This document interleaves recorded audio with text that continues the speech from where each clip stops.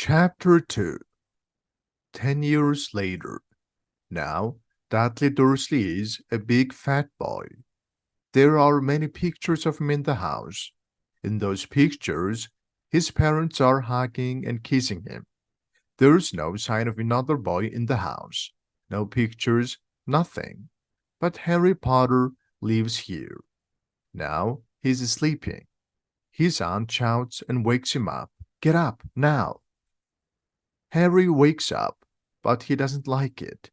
He was having a nice dream when his aunt woke him up. He was dreaming about motorcycle and it was flying. His aunt opens the door and tells Harry, "Come down to the kitchen and fry the bacon. Don't you burn it, you remember? Today's Dudley's birthday.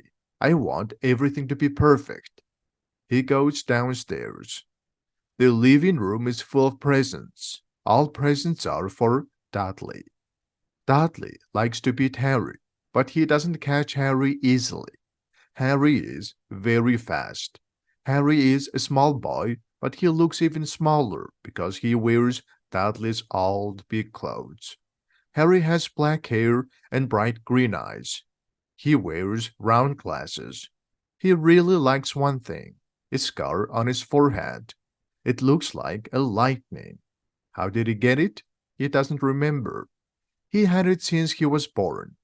When he asked his aunt about it, his aunt said, "When your parents died in the car crash, you got this scar." When he's frying an egg, Dudley comes in the kitchen. He really looks like his father. Aunt Petunia often says that Dudley looks like a little angel. Harry thinks Dudley looks like a pig. Dudley counts his presents. There are only 37, says he. He's angry now. When his parents see that he's angry, they say, "We will buy you 2 more presents. Does it sound good?" Dudley starts counting in his head. It's really difficult for him. 39, darling, says Aunt Petunia. All right, then. At that moment, the phone rings. Aunt Petunia goes and picks up the phone. Harry and Uncle Vernon are eating their bacon and egg. A few moments later, Aunt Petunia comes back and she is looking angry. "Bad news, Vernon," she says. "Mrs. Fig broke her leg. She can't watch him today." She moves her head in Harry's direction. Dudley is angry, but Harry is happy. Every year on Dudley's birthday, his parents take him and his friend to the restaurants or other interesting places and leave Harry with Mrs. Fig. Harry doesn't like to stay with her. She always shows him photos of her old cats. "Now what?" says Aunt Petunia. "We could call Marge," Uncle Vernon says. "She won't take him. She hates him." They always talk like this in front of Harry. "You can leave me alone here," says Harry. "If they leave him, he could watch TV all day." "We won't leave you alone in our house," says Aunt Petunia. "I think we can take him to the zoo and leave him in the car," says Aunt Petunia slowly. "No, my car is new," says Uncle Vernon. At that moment, doorbell rings. It's Dudley's best friend Pierce Polkiss. Now, they have no choice. They have to take Harry to the zoo. But before they go to the zoo, Uncle Vernon warns him.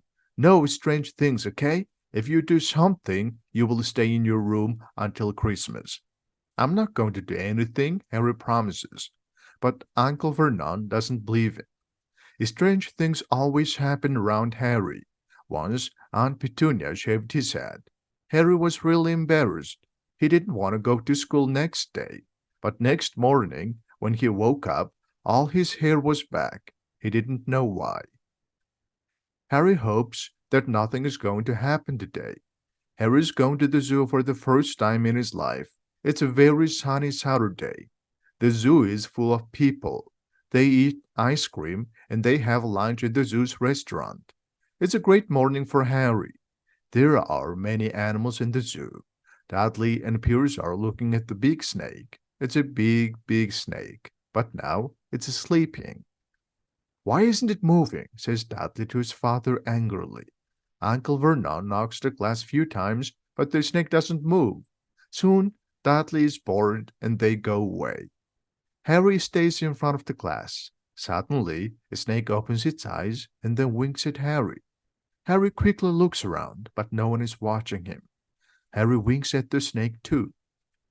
Where did you come from? Asks Harry. The snake points its tail to the sign. It says, Brazil. Is it boring here? Asks Harry. The snake nods its head. When Snake nods its head, someone shouts, Dudley, Mr. Dursley, come here quickly. Look at the snake. It's Piers. Dudley quickly comes and pushes Harry out of the way. Harry falls on the floor. But then something strange happens. Dudley and Piers suddenly shouts in horror because Class just disappears. The snake moves out and goes on the floor. People start shouting. When Snake is close to Harry, it says, I'm going to Brazil, thank you. A few minutes later, they are in the zoo director's room. He brings them tea and says sorry many times. Dudley and Piers can't talk because they're still scared. Uncle Vernon and Aunt Petunia are in a shock. When they are back in the car, Piers and Dudley can finally talk. Piers says, Harry was talking to the snake, weren't you, Harry? After Piers left the house, Uncle Vernon sends Harry to his room under the stairs. Harry lived with Dursleys for 10 years, 10 unhappy years. He lived with them since his parents died in that car accident. He couldn't remember anything about it. Sometimes he remembers green light and it hurts his forehead so much. But where did this green light come from? Harry doesn't know. Harry doesn't remember his parents. He can't ask any questions about his parents from his aunt and uncle. There is no picture of his parents in the house. At school, he doesn't have any friends. Sometimes people greet Harry in the street and Harry doesn't know why.